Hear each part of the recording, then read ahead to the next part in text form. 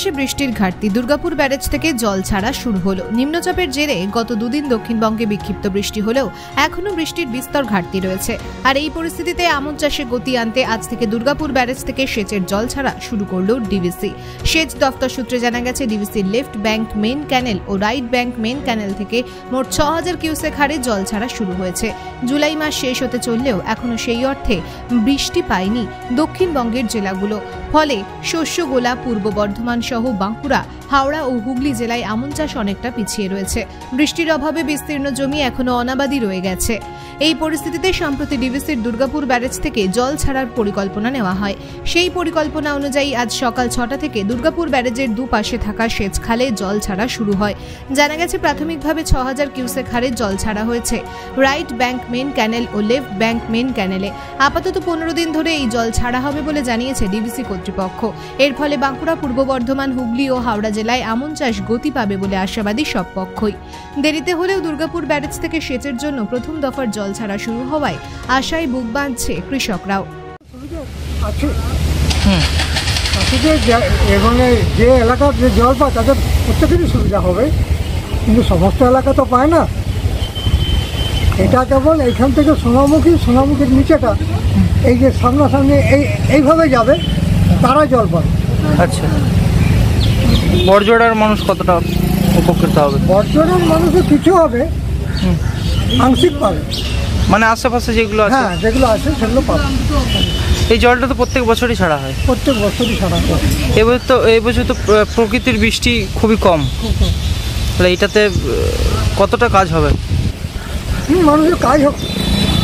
আচ্ছা, আপনার নাম? হরগঞ্জ গাছ, স্থানীয় বাড়ি। ভালোই হবে, উপকৃত হবে। হ্যাঁ, প্রতি বছরই চাষিদের জন্য জল দেয় ডিভিসি, আর এক্সট্রা যেটা জল হয় সেটা নিচে দিকে গেট খুলে পাস করে দেয়। আর এটা বর্ধমান বলুন, বাঁকুড়া বলুন, এদের চাষিদের পক্ষে খুবই উপকৃত হয় এই জলটা। আচ্ছা, দুই পাশেতে ছাড়া হয়েছে, ওইদিকে ওটা বর্ধমান ডিস্ট্রিক্ট, ওটা বর্ধমানে যায়, আর এই দিকটা ছাড়া হলে এটা বাঁকুড়ার দিকে যায়। আচ্ছা, তাহলে এখন বৃষ্টি তো সেইভাবে হচ্ছে না, চাষের ক্ষেত্রে সমস্যা। এই জলটা পাওয়ার পর চাষিরা কিছুটা হলেও আনন্দ, হ্যাঁ, উপকৃত হয়। আচ্ছা, আপনার নাম? আমার নাম পীযূষ রায়। আমাদের এবছর খারিফ ইরিগেশন 2024-এর আগামী 27 তারিখ থেকেই ব্যারেজ থেকে জল ছাড়া হবে 6000 কিউসেক। এলবিএমসি এবং আরবিএমসি মিলে পশ্চিম বর্ধমান, পূর্ব বর্ধমান এবং হাওড়া, হুগলি এবং বাঁকুড়া ডিস্ট্রিক্ট, এই সমস্ত চাষের জন্য জল দেওয়ার কাল থেকে শুরু হবে। আর এটা হচ্ছে আগামী 10 থেকে 15 দিনের মধ্যে যেরকম প্রয়োজন হবে সেরকম আমরা জল ছেড়ে যাব। এটা হচ্ছে প্রথম পর্যায়ের ইরিগেশন হবে, তারপরে পরিস্থিতি অনুসারে আবার পরবর্তী ক্ষেত্রে জল ছাড়া হবে। যেটা এখন আগামীকাল থেকে শুরু হয়ে আপাতত 31শে অক্টোবর অবধি এটা চলবে। মূলত চাষিদের সুবিধার্থে এটা করা হয়। হ্যাঁ, চাষিদের সুবিধার্থে এবছর খারিফ ইরিগেশনের জন্য প্রতি বছরই জল ছাড়া হয়। এটা আমাদের গত 103তম ডিভিআরসিসি মিটিংয়ে বর্ধমানে এটা স্থির হয় যে 27 তারিখ থেকে জল ছাড়া হবে, এবং সেই মোতাবেক আমরা আগামীকাল থেকে আমরা জল ছাড়ব দুর্গাপুর ব্যারেজ থেকে।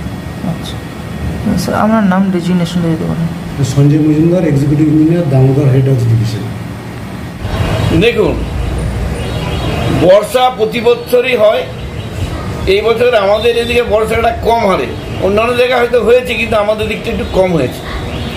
চাষিদের যেটা চাষ, প্রথমে বীজ ফেলেছিলেন, পরে বীজটা জলের অভাবে মারা যায়, নষ্ট হয়ে যায়। চাষি ভাইয়েরা রাজ্য সরকারের কাছে ডিএম এর মাধ্যমে, বিডিওর মাধ্যমে দরখাস্ত করেন। সেটা মমতা বন্দ্যোপাধ্যায় মাননীয় মুখ্যমন্ত্রী বাংলা তাদের টাকা সাড়া দিয়ে আজকে সকাল 6টার থেকে জল ছেড়েছে, যাতে চাষিরা ভালোভাবে চাষ করতে পারে। দুটো দিকই, মেইন ক্যানেল থেকে সাইড ক্যানেলে যারা জল যেদিকে যাবে সেদিকে জল ছাড়া শুরু হয়েছে। এই জলেও যদি অসুবিধা হয়, কম পড়ে, তাহলে তাদের আরও পরিমাণ জল দেওয়ার ব্যবস্থাও করা যাবে। সেটা আবার ডিএম সাহেবকে জানাতে হবে আমাদের। তো চাষিরা চাষের উপযোগী জল পাবে এটুকু নিশ্চিত। মাননীয় মুখ্যমন্ত্রী মমতা ব্যানার্জি চাষিদের জন্য চিন্তা ভাবনা করেন। অনেক রকম সুযোগ সুবিধা উনি জেনে বুঝিয়ে দিয়েছেন বা দেবেন বা দিচ্ছেন। আমরা তাই চাইব যে মমতা বন্দ্যোপাধ্যায় মানুষের পাশে যেমন আছে, চাষিরা আমাদের সঙ্গে থাকবে বা থাকে, চাষ যেন ভালোভাবে হয়, চাষির আনন্দই আমাদের আনন্দ। অনিকেত বাউরির রিপোর্ট, BN1 বাংলা।